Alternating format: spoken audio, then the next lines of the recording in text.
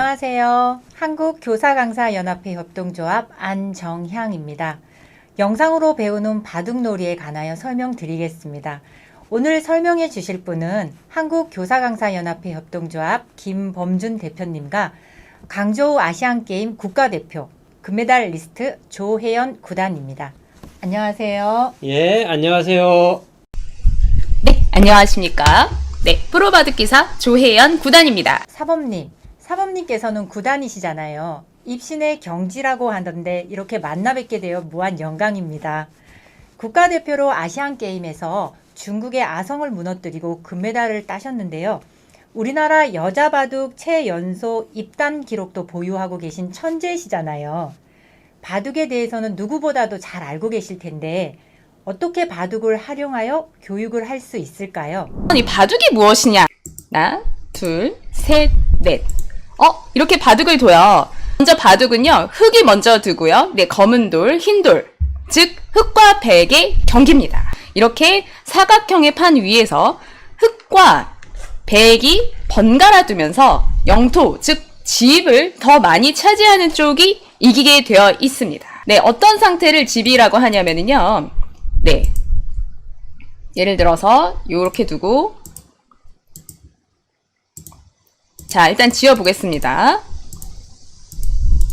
네, 요렇게 지금 바둑판을 보시면 확정가라고 있습니다. 네, 확정가가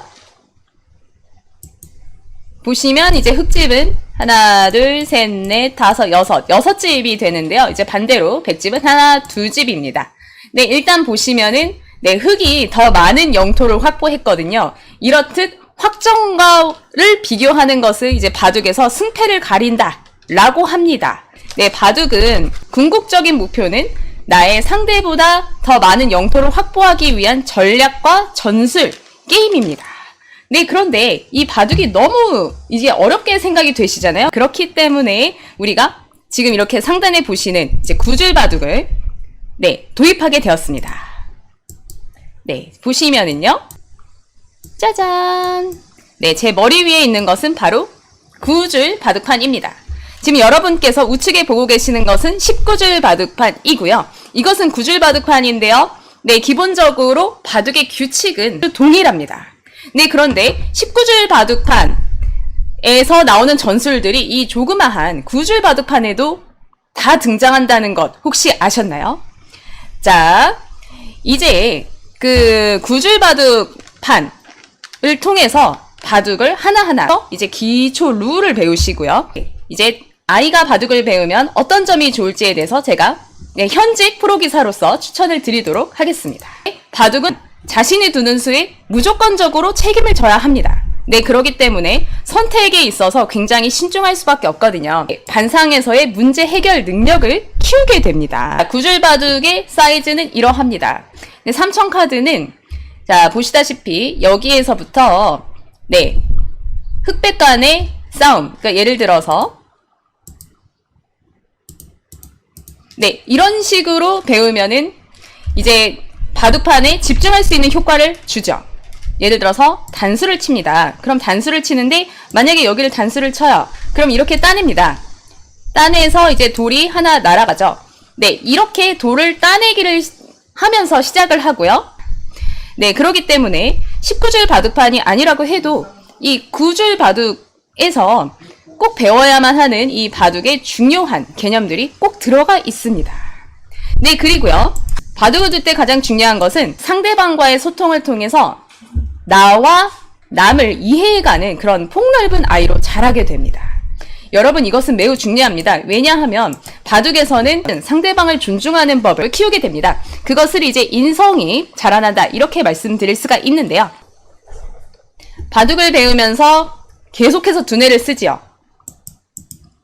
지금 보시면 우리 3000 카드에서 배울 것은 이제 바둑의 기본 규칙 이외에도 궁도나 사활, 치중, 옥집, 환격 등 바둑에서 다뤄지는 거의 모든 기술을 가르칩니다. 네, 예를 들어서 이제 백이 이렇게 두어서 두 집, 즉 영어나 일본어로는 두 눈을 만들어야 살 수가 있어요. 그런데 이렇게 좀 난해한 개념을 하나하나 단계적이고 체계적으로 풀어나가면서 이것은 삶의 형태구나, 혹은 이것은 죽음의 형태구나, 이것은 되게 위험하겠구나, 혹은 이것은 되게 안전하겠구나 라는 그런 개념들을 시간이 가면서 절로 습득하게 해주는 그런 신개념 바둑 교육이거든요. 네, 자, 그러면 바둑을 배우려면 어떻게 해야 하는가? 네, 일반적인 방법에 대해서 알려드리도록 하겠습니다. 네, 우선 흑과 백. 흑과 백은 영토를 차지하기 위해서 싸우는 것은 맞지만 기본적으로는 상대와의 전투입니다. 그렇기 때문에 굉장히 게임적인 요소가 가능해요. 이 바둑은 대표적으로 이론 학습, 그 다음에 다른 사람과의 대국을 통한 실전, 이렇게 크게 두 가지로 나뉩니다. 그런데 이 19줄 바둑판, 보시면은요, 이 19줄 바둑판을 처음 보시면 알파고가 뒀었죠. 굉장히 어려워 보여요. 도대체 어떻게 둬야 되는지는 모르겠고, 이렇게 화점이 9개가 찍혀 있습니다. 그럼 어려운데, 이렇게 제 머리 위에 9줄 바둑판을 보시면 화점이 하나 찍혀 있고요. 뭔가 뭐 만만해 보이진 않지만 해볼만 한 것 같아요. 그렇기 때문에 이 바둑을 둬보고 싶은 마음이 듭니다. 교육바둑은 무엇인가? 이 교육바둑에 대해서 설명을 드리도록 하겠습니다. 먼저 9줄 바둑판 먼저 보여드릴게요. 9줄 바둑판에서 보시면은 이 정도 사이즈에서 처음에 돌따내기부터 시작을 합니다. 어떤 문제들이 많냐면요, 1과 2가 있습니다. 그런데 이제 백돌 차례예요. 백돌 차례인데 백이 1과 2 중에 어떤 것을 살리고 싶은가에 대해서 정답은 없습니다만 학생분들한테 선택의 기회를 주는 것이죠. 어떤 학생은 여기를 두고 싶으실 거고, 또 어떤 학생은 이 돌을 살리고 싶을 거예요. 그런데 카드에서 보시면 이 선택지를 학생에게 자유롭게 주고 한번 생각을 해봐라, 그런 선택지가 많이 있습니다. 그러면은 학생들이 당연히 개별적으로 답을 내놓겠죠.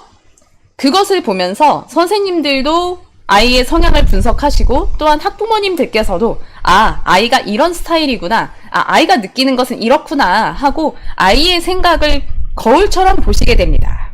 9줄 바둑판은 그 깊이와 넓이가 19줄에 결코 밀리지 않습니다. 어떠신가요? 알파고가 두었던 바둑, 유명한 이 바둑에 입문하실 이 절호의 기회 놓치지 않으셨으면 좋겠습니다. 조혜연 사범님 설명 잘 들었습니다. 바둑을 영상으로 배우는 삼천카드. 대표님, 바둑과 교육이 어떻게 연결되는지 설명해 주실 수 있을까요? 교육을 하려면 도구가 필요하잖아요. 바둑을 교육의 도구로 활용하는 거죠. 그러니까 바둑이 목적이 아니라 교육이 목적인 것이죠. 교육에 활용할 도구는 많잖아요. 그런데 왜 바둑인가요? 바둑의 역사는 어림잡아도 3000년은 됩니다. 그러니까 인류는 바둑과 함께 살아왔다라고 해도 틀린 말이 아니죠. 바둑판을 세상이라고 생각해 보시죠. 그리고 바둑 알을 사람이라고 생각해 보셔요. 그 위에서 세상이 일어나고 있는 거잖아요. 또 하나, 바둑을 두잖아요. 그 한 판을 한 사람의 인생이라고 생각해 보시면 처음부터, 태어날 때부터 죽을 때까지의 과정이 그 한 판 속에 들어있지 않아요? 그보다 더 좋은 교육의 환경이 어디 있겠어요? 듣고 보니 그렇네요. 그럼 바둑을 활용해서 어떻게 가르칠 수 있을까요? 한두 가지가 아니겠습니다만 바둑을 활용해서 경제교육을 한다고 생각해 보세요. 바둑판 위에 361로를 집이라고 생각하시고요. 바둑알을 돈이라고 생각해 보세요. 바둑알을 사용해서 집을 사는 겁니다. 좋은 곳에 집을 사면 이익인 거고요. 효율이 떨어지는 곳에 집을 사면 손해인 것이잖아요. 하나를 가장 효율적인 자리에 놓을 수만 있다면 바둑은 이기는 것이잖아요. 만약에 한 판이 끝날 때까지 실수를 하지 않고 가장 효율적인 곳에 놓을 수만 있다면 알파고도 이길 수가 있어요. 그것뿐일까요? 한 점 한 점 놓아가는 과정을 통해서 관찰하고 선택하고 결정하고 결정에 대하여 책임지는 경제활동의 기본과 통찰을 배울 수 있는 겁니다. 상황에 따라서 어디에 놓아야 할지 선택하고 그 결정에 따라 행동하고 자기의 행동에 책임지는 자세를 가진 사람이라면 성공할 수밖에 없잖아요. 교육은 관찰, 고찰, 통찰, 성찰의 과정을 통해서 이루어진다는 말을 들은 적이 있어요. 바둑을 활용해서 배울 수 있는 게 어떤 것들이 있을까요? 바둑과 경제, 바둑과 인성, 바둑과 창의 등 메타 인지 능력을 학습할 수도 있고요. 교과 과목도 배울 수 있거든요. 혹시 수담이 무엇인지 아세요? 바둑을 수담이라고 하는데요. 손으로 하는 대화를 수담이라고 하잖아요. 그러니까 바둑판을 사이에 두고 두 사람이 앉아서 말은 하지 않지만 서로 눈빛으로 서로의 생각을 주고받으면서 대화를 하고 있잖아요. 가슴으로 하는 대화가 아닐까요? 그러고 보니 바둑으로 배울 수 있는 게 참 많네요.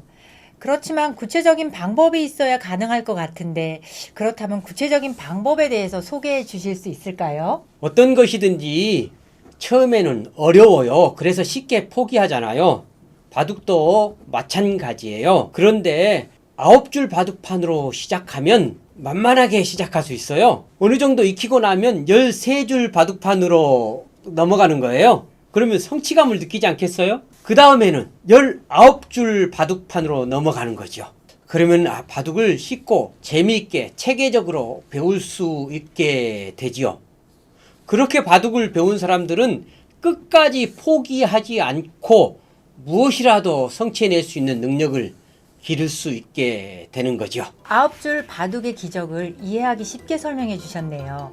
이제 조혜영 구단과 한국교사강사연합회 협동조합이 함께 만들어가는 교육 바둑을 교육 현장에서 영상으로 다양하게 활용하실 수 있을 것 같습니다. 기대해도 좋겠습니다. 감사합니다.